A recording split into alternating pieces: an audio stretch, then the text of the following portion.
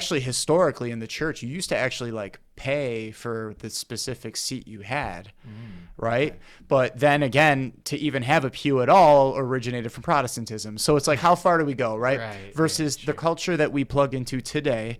And but the whole idea is to bring that hospitality, right?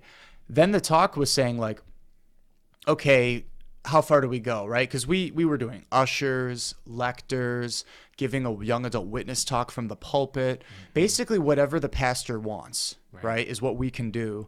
And, you know, plugging in with the choir even, Yeah. you know, bringing musicians like your wife who play these incredible instruments, and if it makes sense with what they've got going on, right? And we've done all of the above. And that was all super, super cool. Here's where it got funny. I heard a thing that was like, okay, just be careful about like greeting people.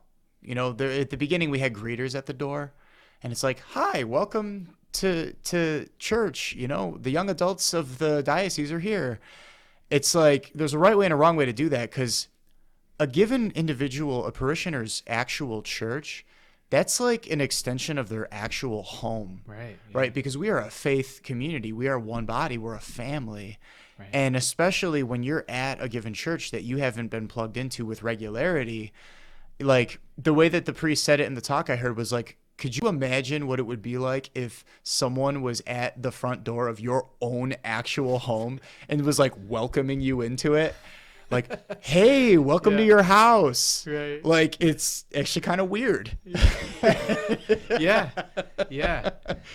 So these were all the things that we were literally learning in real time when fulfilling what we were, you know, what was being asked of us.